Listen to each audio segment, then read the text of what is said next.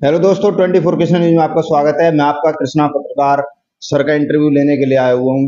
ओम प्रकाश जी, जो कि राष्ट्रीय किसान यूनियन से प्रदेश अध्यक्ष हैं अपने राजस्थान के। तो सर, पहले तो थोड़ा सा अपना परिचय दे दीजिए, बाकी फिर हम आपका इंटरव्यू लेंगे। कुछ सवाल लिख के लाए हैं, वो पूछेंगे। थोड़ा सा परिचय दे दीजिए अपना। मैं मेरा नाम ओम प्रकाश चौधरी है जी। और गांव जहांगीरपुर तहसील नदवई का रहने वाला हूँ।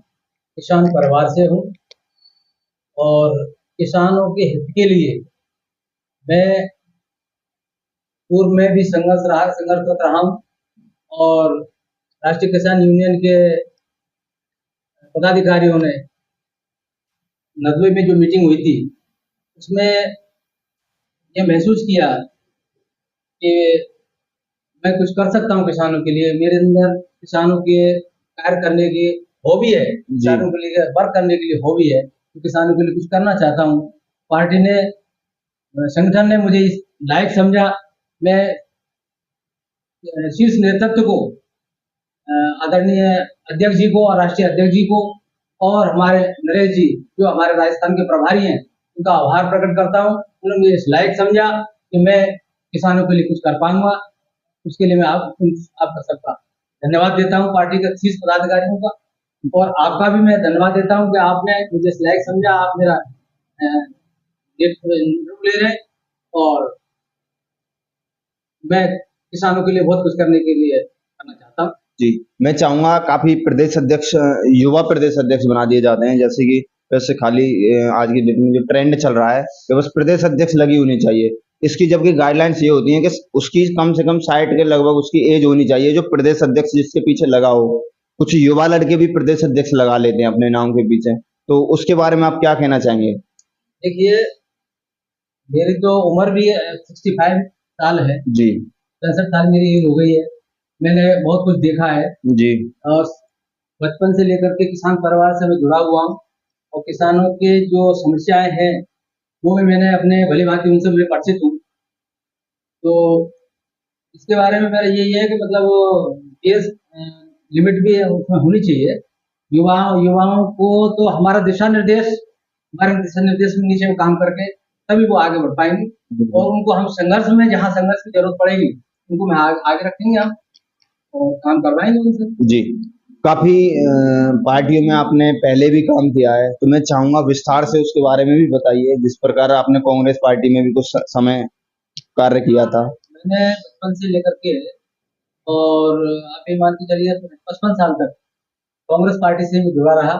कांग्रेस पार्टी में मैंने 2 बार तो विधानसभा क्षेत्र नगरी से टिकट मांगा, 2 बार विधानसभा क्षेत्र भरतपुर से टिकट मांगा, लेकिन दुर्भाग्यवश टिकट पार्टी ने मेरे को मेरी पार्टी से नहीं मिल पाया। लेकिन पार्टी के लिए मैंने बहुत वर्क किया और अब मैं, क्योंकि मैंने मेरा जीवन 65 ईयर्स होने के बाद मैंने ये महसूस किया कि हमारे किसान जो है बहुत परेशान है।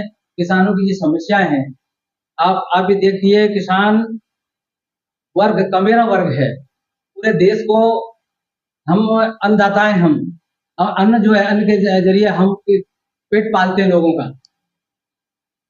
हमारे जो जवान हैं वो तो हमारे देश की रक्षा कर रहे हैं, उनके उनके सानिध्य में हम जो है, हम हमारा जीवन यापन चल रहा है। और हम किसान वर्ग जो है, कमेरा वर्ग है, अन्नदाता है, जी। वो उसके जरिए हमारे पूरे जो जो देश है, देश का। हाँ, देश का संचालन हो रहा है। तो मेरा कहने का मतलब है, सबसे ज्यादा अहमियत सरकारों को, अहमियत किसानों को देनी चाहिए। पूर्व में मनमोहन सिंह पूर्ववर्ती सरकार ने किसानों का ऋण माफ किया, अच्छी बात है, लेकिन बीच में राहुल गांधी ने जो मुहिम उठाई थी कि उन्होंने मतलब किसानों का कर्जा माफ करने के लिए राजस्थान के लिए वो घोषणा करके गए थे। जी। वो घोषणा महज कोऑपरेटिव बैंक तक ही सीमित रही। उसमें मेरा ये मानना है कि अगर वो नेशनलाइज बैंकों के ऋणों को भी, किसानों के ऋणों को भी माफ कर पाते तो वो ज्यादा किसानों के लिए हितकर साबित होती, लेकिन वो नहीं कर पाए। और मैं अब भी सरकार से कहूंगा, भाई किसानों का कर्जा माफ करना कोई आप खैरात नहीं बांट रहे हमारे हमारे लिए। किसान हमेशा कर्ज में डूबा रहता है, आपदाएं आती रहती हैं किसान के ऊपर। बरसात की आपदा है ज्यादा, पानी बढ़ गया, जैसे जल भराव की समस्या आजकल चल रही, पूरे खेतों में पानी भर गया है, नष्ट हो गई है फसलें, तो उसके लिए मुआवजे की व्यवस्था करें। मैं तो आप राजस्थान सरकार से गुजारिश करूंगा कि अभी जो जल भराव से समस्याएं हुई है, किसानों की जो फसल नष्ट हुई है, उसका मॉनिटरिंग कराएं और पटवारियों से उसकी मतलब वो करवा के और किसानों को मुआवजा दिया जाए, तुरंत प्रभाव से दिया जाए। कलेक्टर साहब भी सभी जिला कलेक्टर्स को निवेदन है कि वो भी अपना ध्यान दें पटवारियों से ये करवाने से मुआवजे के लिए। बिल्कुल। और बाकी जिस तरीके से भरतपुर में अब आजकल तो गाँव में भी ये समस्या बहुत ज़्यादा, पहले तो शहरों में ही होती थी, अब जो गाँव की वजह से फसल में थोड़ी सी परेशानी आती है, जिस तरीके से शहरों में आती है रोड क्रॉस करने में, जिस प्रकार गाय बैठी होती हैं रोडों पे, तो जो हमारी गऊओं के लिए जो धर्मशाला और जिस तरीके से, उसके बारे में आप क्या कहना चाहेंगे? आपने बहुत अच्छा मुद्दा उठाया है।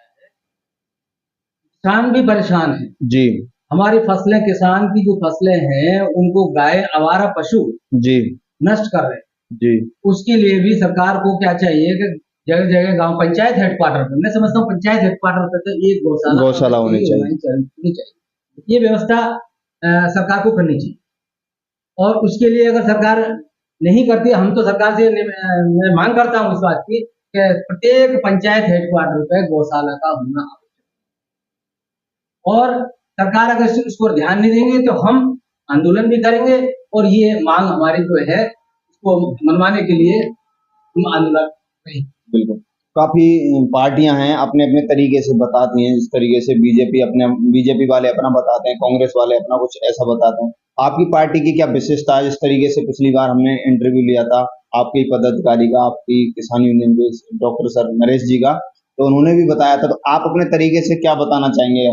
जिस तरीके से दो पार्टियां हैं, आपकी पार्टी भिन्नता में क्या है? आप अपनी पार्टी के बारे में बताइए थोड़ा सा। देखो, राजस्थान के अंदर तो जितने भी संगठन है, जी जो किसान संगठन चल रहे हैं, जी उन्होंने इतना वो मतलब माहौल किसानों के समस्याओं के समाधान के प्रति जी इतना कुछ कर नहीं पाए वो। हम ये महसूस कर रहे हैं, हमारा संगठन अभी 3 साल हुए हमारे संगठन को यहाँ पे राजस्थान में। हाँ, और मैं अभी ज्यादा से ज्यादा 20-25 दिन से मैं राजस्थान प्रदेश का किसान यूनियन का अध्यक्ष बना हूँ, और मैंने ये निश्चय किया है कि 2025 में जनवरी के बाद, पंचायत चुनाव के बाद, मैं पूरे राजस्थान का जिले लेवल पर दौरा करूंगा, और जितनी भी समस्याएं हैं किसानों की, उनके निदान के लिए हम पूरा प्रयासरत रहेंगे, आंदोलन करेंगे, और एक राजस्थान के अंदर किसानों की जो ये समस्याएं का समाधान बारी बारी करके जी, और हम एक अलग ही छाप छोड़ेंगे राजस्थान के अंदर। किसानों के यूनियन की जो हमारा संगठन है उसको बहुत आगे ले जाएंगे हम। धन्यवाद करता हूं मैं हमारे तोमर जी का, अध्यक्ष जी का, जिन्होंने हमें राजस्थान में कार्य करने के लिए मौका दिया। उसके लिए मैं बहुत बहुत आभारी हूँ उनका, बहुत बहुत धन्यवाद जी। बाकी आप प्रदेश अध्यक्ष हैं, तो आप अपने तरीके से अपनी जो टीम है उसके पदाधिकारियों के लिए क्या बोलना चाहेंगे? मैं उनसे यही कहूंगा, पूरे राजस्थान में आप मेरा सहयोग करें, मैं हमेशा आपके साथ हूं, और किसानों की जो समस्याएं हैं जी, उन समस्याओं को बारीकियों से अध्ययन करें, किसानों से मिलें, उनको प्रेम भाव से उनसे मिलकर के उनकी समस्याओं का निपटारा कराने के लिए डिस्ट्रिक्ट हेडक्वार्टर पर कलेक्टर से जाकर के, एसपी से, जहां भी आपको जहां जरूरत है, या मेरी जरूरत है, मुझे बुलाए, मैं भी आऊंगा आपके पास में, और उनकी समस्याओं के समाधान के लिए कार्य करें। संघर्ष क्या करना है संघर्ष भी करें, और लेकिन एक चीज का विशेष ध्यान रखें, किसी भी प्रकार का हमें असामाजिक तरीके से संगठन को नहीं करना है। हमें असामाजिक तरीके से मतलब हमें कोई भी आंदोलन नहीं करना है। बिल्कुल शांतिप्रिय ढंग से हम आंदोलन करें, और उसका निदान निश्चित रूप से निकलेगा।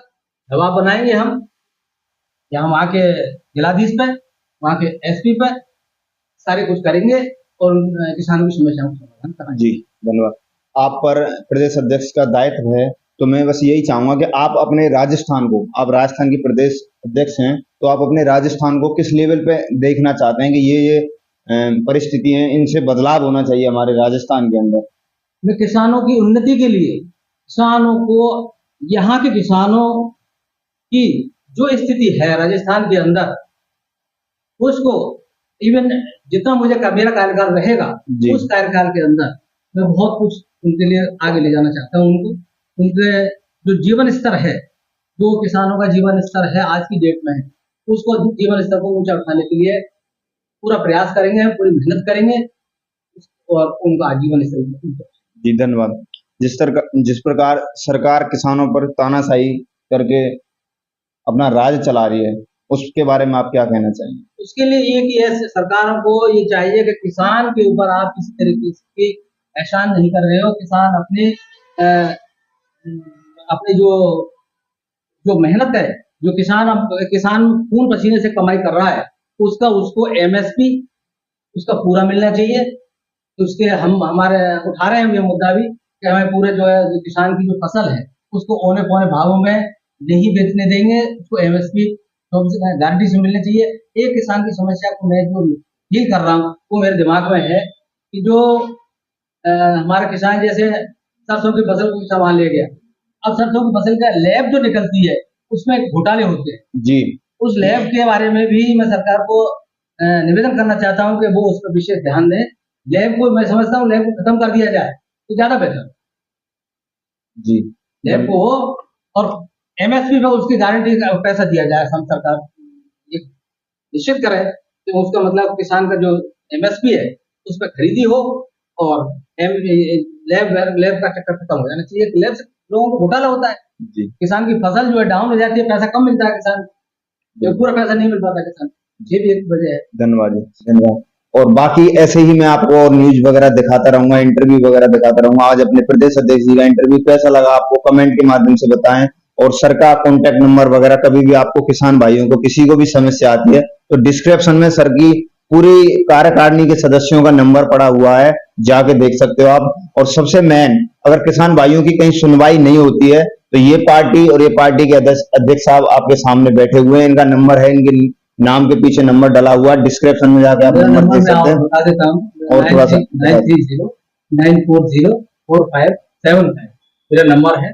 24 आवर कोई भी समस्या होती है तो आप समस्या हो आप कभी भी मेरे से संपर्क कर सकते हैं। किसानों के लिए मेरा उनकी अंतिम बूंद तक किसानों के लिए जी। आप निश्चिंत रहें, आपकी समस्या है मेरी समस्या। जी धन्यवाद। और बाकी मैं आपको ऐसे इंटरव्यू दिखाता रहूंगा। जय हिंद, जय भारत। आपका प्रश्न।